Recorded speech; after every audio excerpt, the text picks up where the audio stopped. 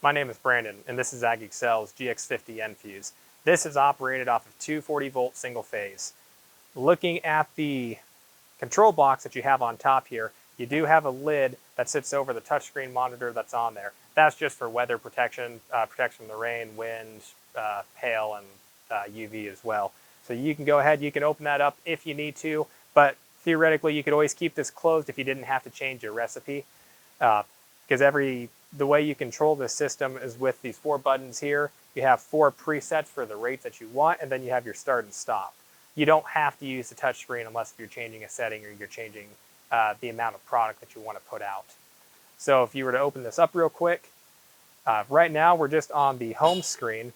There's a start and stop on the screen that you can use as well as your recipe buttons or just your physical start-stop button. Right here on the top, you can see the status. Right now, you can see we're stopped, and if we were running would be selected, or if we paused, then paused would be selected. The target is the amount of product that I want to put out. So right now, I'm targeting to put out 11 gallons, and because I ran the system before, it's showing the actual of what I put out in the last batch that I ran, which last time I put out 1.15 gallon. If I hit Setup Recipe, you can see here, again, I can have 4 presets. Right now, number 1 is selected, which is my 11 gallon, and then I can select number 2 if I wanted to. And let's say I wanted to change from 20 gallon, I can choose 22 gallon. And so now whenever I go back to my home, if I were to press my product 1, I have 11 gallon. If I press my product 2, I now have 22 gallon. Press my product 3, I have 1 gallon. And product 4, I didn't have anything, so it's going to show 0. And then when we go to the system settings, you'll see we have the flow calibration. Right now I have it set to 4542 for the flow meter that I have put in there. The pump type I have as 11 since we're using 11 gallon per minute diaphragm pump. And then the global limit, I have that set to 30 right now. Pretty much whatever that number is set to, the system won't allow you to put out more than what that number is. So if you're going to apply more than 30 gallons, then you want to set that higher than 30. If we go to operational settings, doesn't show you too much. It's just kind of more of a diagnostics. If you want to shut the system down, this is the proper way to do it. You press system shut down, and then you'll wait a few seconds, and the system will properly shut down. If you needed to upgrade the system, that's also the button that we have there. If you go to metrics, this just shows you basically about the life of the pump, how many gallons it's put out. If you go back to home, let's say I want to run a system. Let's say I only want to put out 1 gallon. I'm going to press my product 3 because that's what's set to 1 gallon. And instead of pressing start, I'm going to press and hold on the product button for about 3 seconds. Because what will happen is if I press start, the system isn't going to stop when it hits its target. It's going to keep going. It's going to run like a manual.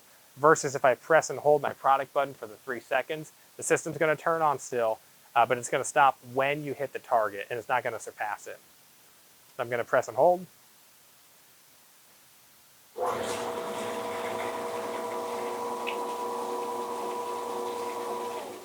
And then once you hit your target, the system is going to shut off. Now the reason why I put out 0.15 gallon per minute more is because I'm not actually injecting into a nurse tank right now where you have that back pressure. When you're just open flowing, when the system stops, you still have the rest of the fluid in line that's draining out. When you're actually injecting into pressure, it immediately stops because the pressure is going to shut off immediately.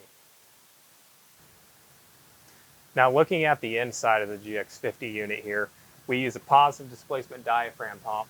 This is an 11 gallon per minute pump. This is our gear reduction driver, and then our 240 single phase motor. This would be our inlet here with a 2-inch filter.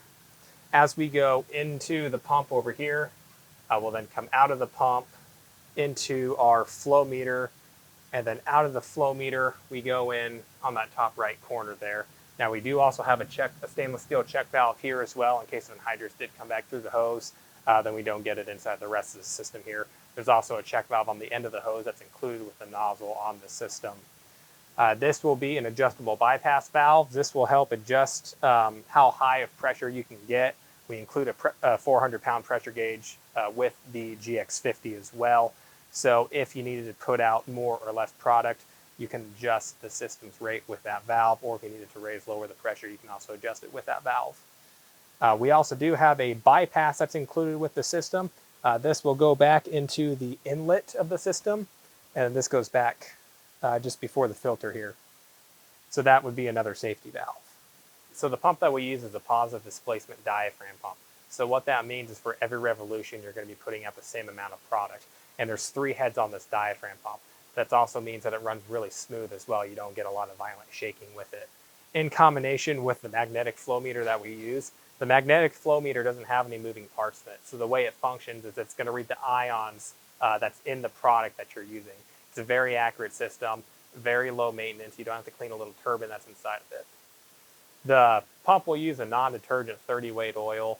You can get it anywhere. It's nothing proprietary from us. The diaphragms on here, they tend to have about a 2 to 3 year lifespan as well. So we highly recommend you change them out after that. And changing the diaphragms is really easy. Once you take off these manifolds, there's just a few bolts that hold it on each side. You can take these heads off the pump, and then you can take out the diaphragm. And then also towards the bottom of the pump here, there's a drain plug for your oil.